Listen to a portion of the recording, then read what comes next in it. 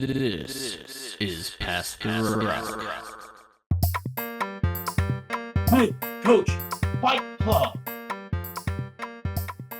Hey, Coach, Fight Club. The hypothetical world, that is, of Hey, Coach, Fight Club. That's right, baby. We have the NFC West this week. And let's go ahead and talk about our combatants. Someone's going to have to throw the graphics up for me because my computer just died. My laptop just died. No worries, I have them right here. So, we're going to talk about our 1 seed and our 4 seed. That matchup is going to be Kyle Shanahan against Jonathan Gannon of the Arizona Cardinals. And then in the 2 and 3 matchup, we have a newcomer. Going up against Sean McVay is brand new Seattle Seahawks head coach Mike McDonald. Not a lot of pictures of him in Seahawks gear. Yeah, actually, so I did my part of this. I have to present their heights, their weights, things like that. But obviously, I like to go above and beyond, give you a better idea of who these guys are. Of course, Sean McVay is the most familiar name here. Look at this stud. Look at him. There were so many to pick from for him for this bit. I looked through so many pictures. Hey, man, you know what I'm saying? Like Sean, he just look at this guy. You know he's going out to sleazy LA bars talking about the head coach of the football team, and then they're like, "No, you're not." He's like, "Yeah, I am." And then we have, of course, the second most notable person here, Kyle Shanahan. I don't know if this is a real quote or not. I'm assuming it's bullshit. There's no way. Not a chance. I also why feel do you kind of look like Aaron Rodgers in that picture? Yeah, and someone hit him with a filter too. Yeah, this is he's like clearly pastel. been edited a little bit. So shout out to the sports memery. Watercolored. I don't know what it's called. And then a character we got more introduced to as a general audience last year, but Caesar knows all too well. There was some good ones. There was some Eagle jokes that I thought were good, but this one ended up being my choice here because it was the JPEG file and not a web file, and I just wanted to be lazy. If Kyler Murray isn't here, I don't take this job. And I thought that also was an interesting quote. I mean, if he wasn't there, someone probably kept the job, and then you wouldn't be hired. So it's technically true. Well, who knows who the coach would be because the coach was only brought there for Kyler Murray. Yeah, they brought a defensive coach specifically to have with Kyler Murray. And then what do you? And then Mike McDonald. Who the fuck is this guy? I've got nothing. He might be an asset to the company. He might. I don't. He might not even know anything about football. He might actually be CIA. This is a sting to take down some sort of criminal activity in the NFL. I mean, I did just see that Pablo Torre about the guy the CIA sent to coach basketball in Ghana. So exactly. Hey, CIA, you need me to go over to some country and teach them hoops? It's funny. Six figures. Speaking of the CIA, I was seeing this on Twitter. It was a piece about Rick Rubin, and they're like, you know what? A CIA plant. That's a good one. And I'm like, you know what? The guy says like, yeah, I don't have any technical skills. I just have vibes. I have taste. I'm like, all right, I can see why you would. If Rick Rubin wouldn't have gotten started in the 80s, I probably couldn't believe his story. But because of when he started and how he started, bad time to lose. There you go, fucking CIA. I know he just exited himself out probably, but that was timely. That was good. Oh, they didn't get him. They missed. They missed. They missed. It's just a warning shot. That's right. They just took down my browser for a quick second. All right. So the Beastie Boys were not formed by, or co-formed, or not formed, but what would you give Rubin's success for the Beastie Boys? He's got to have is he like George Martin levels of credit? Kinda. It's in that ballpark for sure. Yeah. Anyway, so relative credit, for the successes of one of the first big or them rap for groups. him. How do you chicken or egg, Brady or Belichick? Who knows? Well, only one of them went to go on to still make Yeezus. Hey, his name's still on the box. Whether he enjoys that version or not is a different version of reality. I just want to know what he actually does. He vibes, bro. I like. It reminds me of having why you can't have Michael Jordan as a coach, because he's just just fucking do it. I don't know. I can't tell you how this works. It just works. No, honestly though, if you've ever listened to the interviews, the long form interviews with them, you can kind of see where this guy could get off on just being really tight with a bunch of just kind of open-minded creatives like you find in that field, right? Also one of his best friends is Phil Jackson. So he's a very interesting, weird man. And Phil Jackson could also be a CIA operative, and I wouldn't be that surprised. Is that okay? Is that why Jordan had to step away for a little bit? All the big-time hippies that survived, were they really plants or not? Did Bill Walton have cancer? Did he? All right, I'm sorry, Mr. Walton. That might be too soon. I don't know. I think he would enjoy it, so it's fine. Okay. Yeah. You know better than I do. All right. Anyways, let's go ahead and get started with our first matchup. All right.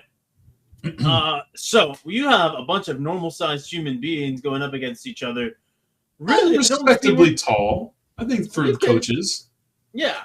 And non-ex-NFL players as well. Yeah, so if I remember correctly, last year, this was the episode, or this was the division that gave Patrick his first aneurysm in regards to how we run things on the Head Coach Fight Club. Oh, this division definitely messed with me. When Pete Carroll absolutely wiped the floor with each and every single combatant he faced in this division. Unfortunately, he's withered with time. Yes. He's ascended to the greater plane. And so goes his what's the name of that punch again? The exploding heart. Five-finger death punch. Exploding heart punch. Was that actually what they called it? I don't know. That's a rock band. Yeah. It's a rock band. No, it was the exploding heart technique, I think. Palm hand technique thing. It's the 5-point palm exploding heart technique. There we go. I knew it was some wordy shit because it's Quentin Tarantino. Yeah. So there we go. Got it from someone else. Yes. So I like his movies. I didn't mean to sound like I was. One of the great samplers of all time. Now here's my 2 cents on this, right? With the 5-point palm exploding heart technique. Did that move get passed down to Mike McDonald? There's only one way to find out. Well, we don't know anything about it. Exactly. But we do know that that our boy Carroll here, Pete Carroll, is still part of the Seahawks organization in one way or another. So he may not be a coach. He's collecting paychecks to sit at home, I'm sure, but yes. Yeah, so Mike McDonald could have hit him up and said, hey, I need to be prepared for the Fight Club. So let's go ahead and figure that out right now in the 2v3, Sean McVay versus Mike McDonald. Bethke, take it away with Sean McVay's tail of the tape, if you will. So all I've got, weight is always going to be a guessing game. Some of these guys played. I was able to find Sean McVay's stats from his playing days where they listed him at 5'10" as a height. I gave him 200 as the weight because he's probably not as slender as he was back then. Especially, look, come on, look at that. Look at that. Look at that. Look at the guns. You know what I mean?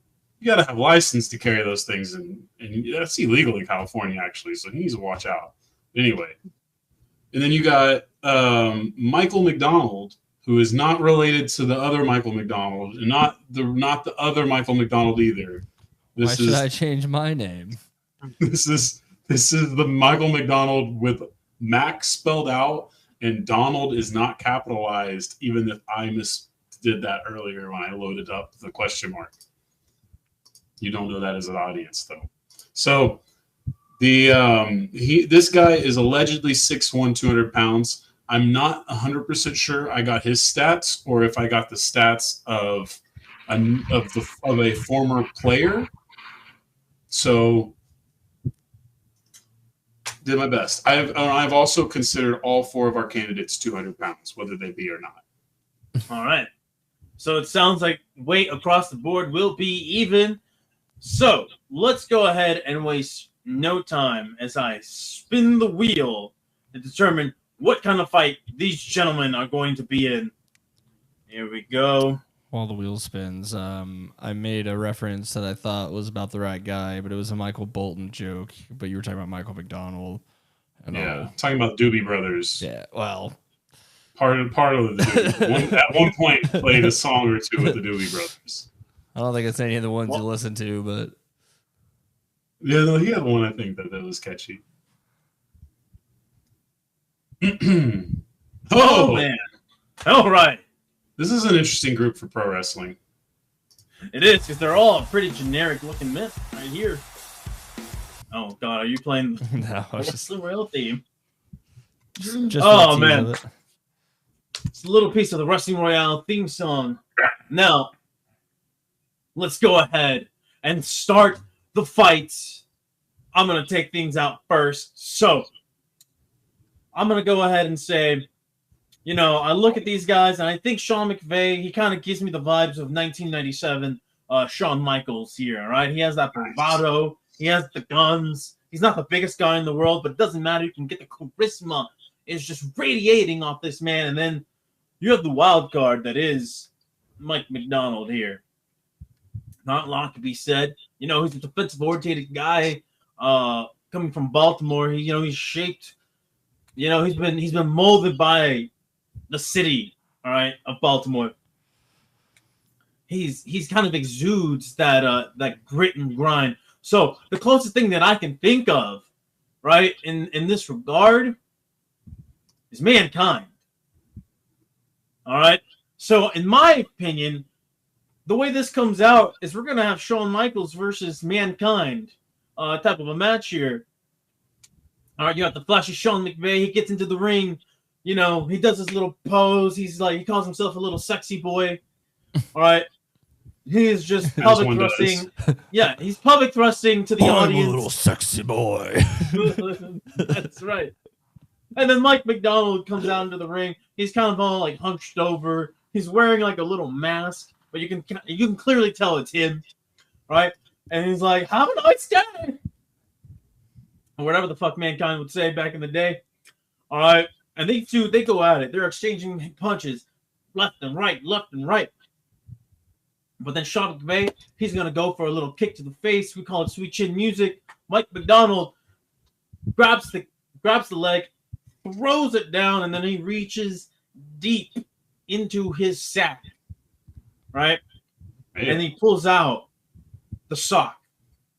He calls it Mr. Socko. All right.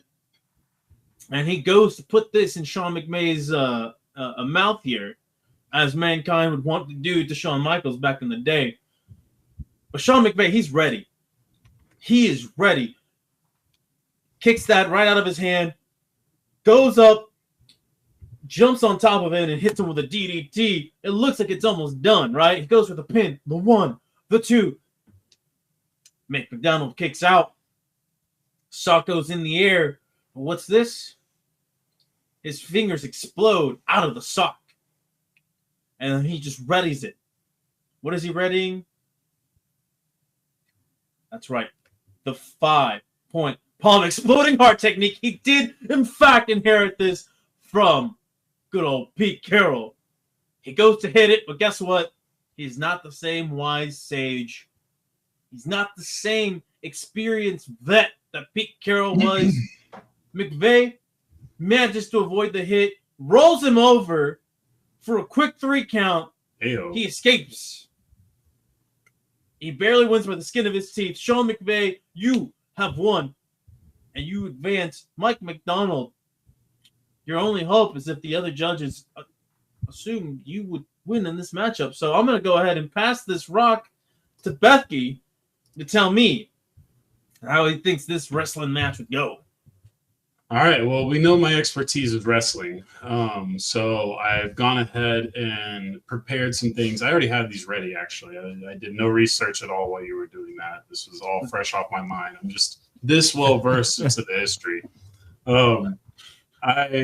I looked at these two guys and I thought, the Attitude Era is my era. That's my prime for this. So I needed to take guys from that Attitude Era that I felt like could represent our fighters well. Now, Sean McVay, we know, again, the gun show. So what do we do here? We go with Buff Bagwell. I don't know who the fuck this dude is, but look at him, bro. Look at the top hat. It says Buff. Look at him. He's buff. That looks very 90s, if I had to guess. Yes, yeah, it's very 90s WCW. Yeah, facts. And then on the other side of things, that looks like a character in a game where they don't have the licensing for anything, so they're like, Buff. That's a word that's closely related to what we're doing here. Buff, he has the stuff, was his theme song, I think. Yeah, so that's representing one fighter. And then on the other side of life, this one is someone I actually did have a bit of memory with once I saw his name pop up. But I don't remember much about him. We don't know much about Mike McDonald. So much to my surprise to find out that he's actually none other than Al Snow. I have no memory of that guy. Oh, I remember him very well. So yeah, Al Snow, of course, I didn't remember it all that well either. But then, of course, as soon as I saw the head that says "Help Me," usually this isn't a good picture for it, but usually the head says "Help Me" in Sharpie on it. And yeah, he was sort of a mankind-esque figure with a little bit of crazy wild guy energy, and of course, he had a weird lady head next, mannequin head his prop. I don't think he was a ventriloquist. I think he did he talked for it though. But either way, all that is to say, look at these goofy ass wrestlers I found, and Sean McVay wins because I don't want to have to keep making things up for a guy that I have no idea even exists in reality. Like I just want to just make him go away. Just go away. Yeah, I'll go ahead. I'll quickly run through what I was thinking. So Mike McDonald is the guy that's already in the ring when they come back from commercial. Oh god! And then Sean McVay gets an entrance. And it's not that McDonald's even a heel. He's just what do you call? He's not a tomato. They don't call him tomato cans in wrestling. A jobber. Yeah, yep. He's just there so everyone can cheer for McVay beating his ass. And that's pretty much it. Earn your stripes, right. McDonald. No rookies winning head coach fight club. I'll tell you that. Yeah, we're very serious business. You got to take a few licks before you know how to give one. That's right. Maybe next year when you've perfected. Unless Myles Garrett becomes an NFL head coach, and then maybe. Well, I guess you got a player coach. Quick preview. He beats everybody with a helmet and wins every fight. Everybody's dead. All right. Well, anyway, Mike McDonald, just perfect your 5-point palm exploding heart technique, and maybe next year you'll have a shot. But for now, you've been eliminated, and Sean McVay gets to go on to the next round. Now, let's go to the 1 versus 4 matchup. We have Kyle Shanahan of the San Francisco 49ers against Jonathan Gannon. Bethke, once again, take it away with a tale of the tape about our combatants here, starting with good old Kyle. Kyle Shanahan is our tallest competitor at 6'2". Although in his dating profiles, I do know that he puts 6'4". So Kyle, that's it's not very genuine. Okay. Also 200 pounds, because of course I'm never going to find any of this information accurate for modern coaches, but I am happy to let you know, as I let Patrick know earlier, I was able to obtain his height from none other than IMDb. So shout out to weird Kyle because he played for UT, didn't he? I'm sure that he's also registered as some other thing, but my laziness out there. Yeah, but his SEO. Well, I don't know if he was a wide receiver as much as he was like a gunner. Well, yeah, but he was listed as a wide receiver at UT, if I'm not mistaken. Yeah, during the Sims Applewhite era, I believe. Yep. Tough. Either way,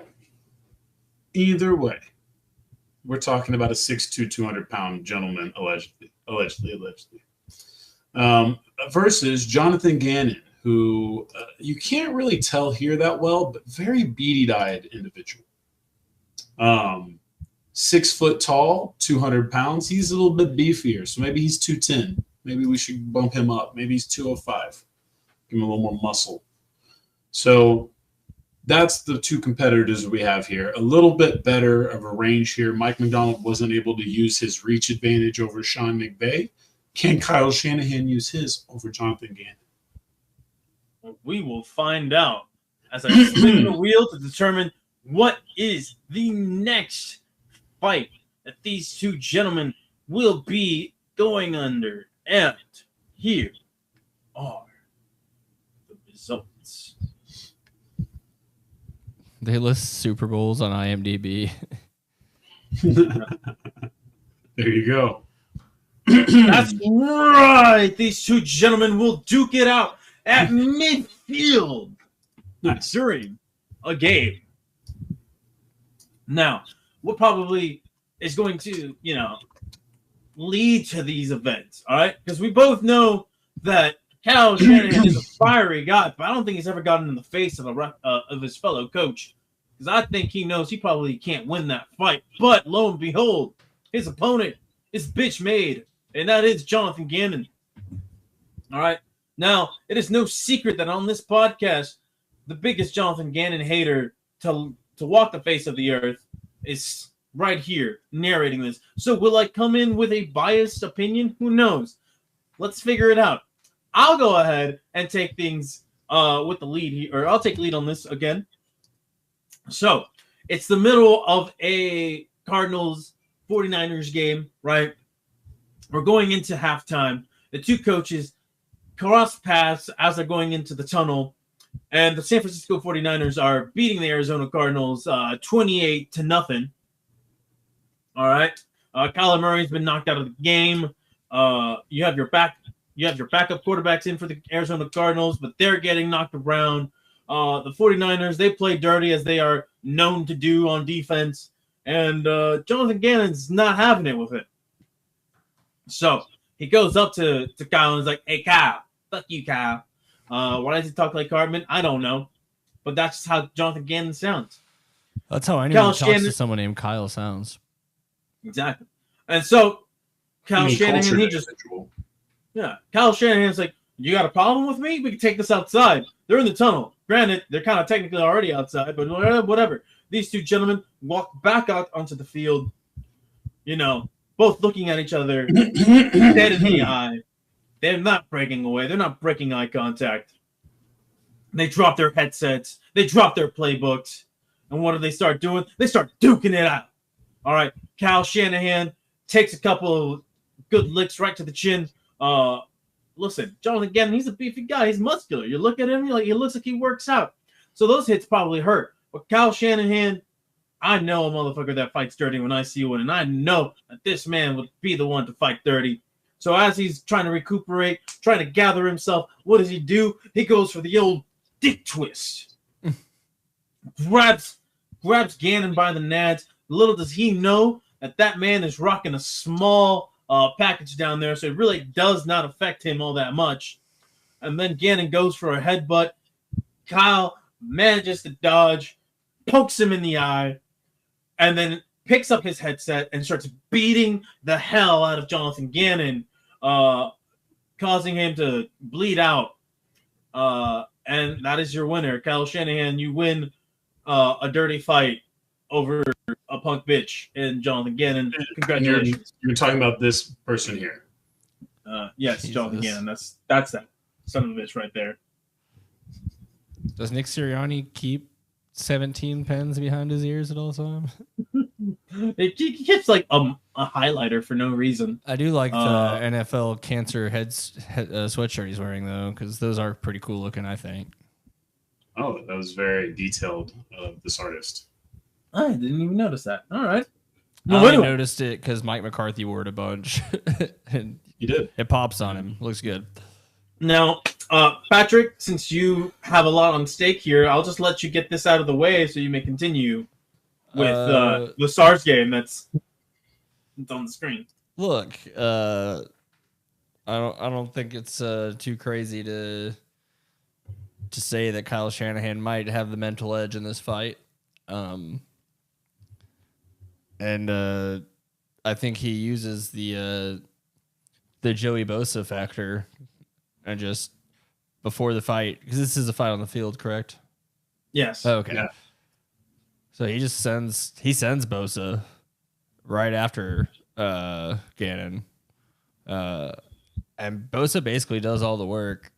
And then even though it's a fight on the field, Kyle Shanahan still walks over there and does the pin and makes the ref do a 3 count. All right. We'll go on with that. And Befke, how do you think this goes? So I have a very, very vivid image of this night. I think it's a rainy game. It's a very important game. This is rivalries right here, right? The Cardinals and the 49ers. This is historical. 2 of the most important franchises in football history. All right. Existing on the same field once again. One of the pro football teams maybe of all the time. oldest. So yeah, two of the pro football teams of all time on the same field. Two of the pro football teams. All right. It's a bloodbath, right? We've had a great game. Of course, Kyle Shanahan and his 49ers, they're up early in this game. They're looking very up and in charge. Halftime comes, some conversations happen. Jonathan Gannon rallies his team around. Everybody gets a speech. He stops at Marvin Harrison Jr., his rookie. He says, hey, got a conversation we need to have specifically.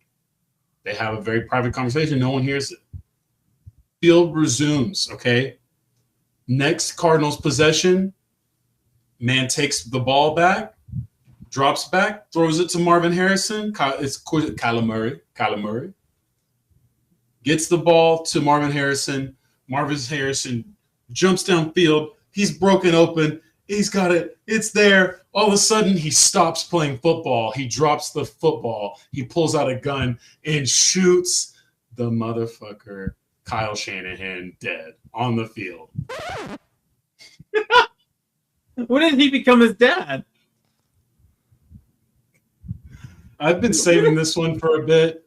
If you are a cinema fan, if you've watched great movies, then you'll have seen The Last Boy Scout. And you'll know that it opens with a bizarre play where, because of stuff you find out later in the movie, one of the football players, mid-play, takes out a gun and shoots another football player during the game in a similar manner to what I described. Of course, I changed it to where he shoots the head coach. But yeah, that was how I came to that conclusion, is that I had just been wanting to get The Last Boy Scout in there. And then as soon as I realized that the best receiver to choose from on the Arizona Cardinals was none other than Marvin Harrison Jr., it was just like destiny. It was just like, oh. Like father, like son, I guess, allegedly. All right, well, either way. I can't put up the parody banner. Kyle Shanahan. Oh, that's wrong one. Oh, no. We've learned our lesson. We promise. Kyle Shanahan, he advances at 2-1 on this one. So now we have Kyle Shanahan versus Sean McVay. Now, gentlemen, I've already spun the wheel, but for our audience's sake, let's show them what it landed on. Oh, I thought it was another one. I was about to be like, what the? Our least used fight. Oh, God. That is right. Okay. The medieval joust makes its triumphant return So how do these two match up in a medieval joust? Well, let's figure this out. This is how I'm going to do it, though. All right. I look at this and I'm like, you know what? What if instead of they're both on horses, they are on supersized versions of their mascots? So Kyle, is this a bandwagon? Is this like a wagon if it's the Niners? Is it? It's a minor. It's a minor. So you're going to be on top of an old man who's been prospecting for gold all day. Yes, no Drizzy on this minor. Drizzy. No, ayo. All right. So you have a supersized gold miner. Hey, and then you have supersized what? R.I.P. to the supersize me guy. Yeah. He died. And, all right. And now you also have on the other side Sean McVay, who has the benefit of getting to be on top of a ram. All righty. So what are the pros and cons of each vehicle, if you will, for these combatants on the jousting? Let's be real. The miner, he's old. He has like a what is it? Was that like coal lung or whatever it was called? The black lung. Miner's lung. Yeah. He's dealing with the black lung. He's dealing with the black lung. So even though he is a giant man, he still has giant black lung. Ben Stiller working in there for like 30 minutes, be like, "Father, I think I have the black lung." He says Bob. We call him Bob. We go, Bob. Now back to this. So our fighters here, they ready up their lances and they go at it. And as they're about to collide, it's now lances is a euphemism. It's the big spears that they use for the jousts. So it is. I'm with you. Yeah. So as these two are about to connect, hold on, let's get in the camera. Boom, almost like a docking scene. So as these two men are about to connect, it's very clear that the ram is significantly faster. He's gonna do it again. Well, you said two men connect. Yeah. What am I supposed to do? Oh, they're not connecting. Like the most working out of all of them. I don't know. The one about the big load for Porzingis was probably the best one. Anyway, back to this. So, right at the point of contact, the ram, a lot faster than the miner, gets there quicker. And what happens as the dust settles? Oh, it's clearly in favor of Sean McVay, who has driven his lance through the throat of Kyle Shanahan. He is the winner of this medieval joust. Because, again, they're not on horses. They're on supersized versions of their mascot. Now, I'll go ahead and pass this on to Bethke. Is the miner on all fours? No. He has I don't like that sentence. As someone no. I didn't do anything yet. I put it up. So look, all I know is if he's not on all fours, then ultimately the way I see this going is Shanahan loses because you have a low center of gravity with Sean McVay being a lower elevation human. You have a ram that's lower elevation as an animal. Okay. So you're both low, but then you have this dude just a giant human running with another human on his back, essentially. I don't even know where the lance is. Like, where is he even supposed to, under the armpit. But there's no good lance position for Shanahan. He's pulling it out of the prospector's overalls. And then so then he's got the whole combo breaker he's got to do with it. So I think ultimately what happens here is and I don't know if this breaks the rules of medieval jousting. We might have to consult a rule book, but I think that it would take out the miner, then taking out Shanahan. So ultimately, if that's legal, then I think Sean McVay has to win based off the criteria laid forth, presented to the court. So it sounds like it's 2 2-0, which by majority would ascend McVay to the next round. But Patrick, as is customary, we need to see what the entire panel believes would happen. So go ahead and give us your idea of how this medieval joust would take place. Yeah, no, sure. I think it makes sense for Shanahan to come in some kind of mining cart on a track, and he's got someone else fucking cranking it for him. Yeah, I like the cart. Gives him a lot of momentum. But then McVay, I can't believe you guys missed this. Obviously, going to go with the sponsorship opportunity, and he comes out in a Dodge Ram, and just runs like a rock. and just runs Shanahan over with a truck. He runs him over with a truck. Well, let me ask you one question. Let me ask you one question though. That thing got a Hemi in it. Well, honestly, I think if I would have been told that this was a car versus a cart, I could have, but I had to go with the rules, and it was the way that you laid them out. I had to be literal. I had to be Captain Spock or whatever. Right, and either way, it doesn't sound like Kyle Shanahan really had a chance in the medieval joust. This was not his area of expertise, and it just bad fighting conditions. If I'm being honest, my original idea was that McVay was going to be spent too long like smiling and waving to the girls, and Shanahan was going to beat him. But then I thought of the Dodge Ram and went with that. Yeah, that was a good one. That's a good improvisation right there. So now, Kyle Shanahan, the fact that you lost doesn't mean that your journey in Fight Club is over. However, you will have to go through the losers bracket if you want to experience glory once more. Sean McVay, you advance to the next round in the winners bracket of Head Coach Fight Club. Now, gentlemen, I'm not going to lie to you guys. I have lost track of some of the divisions that we've already covered, but I don't think we've gone through all 16 quite yet. This is Past the Rock.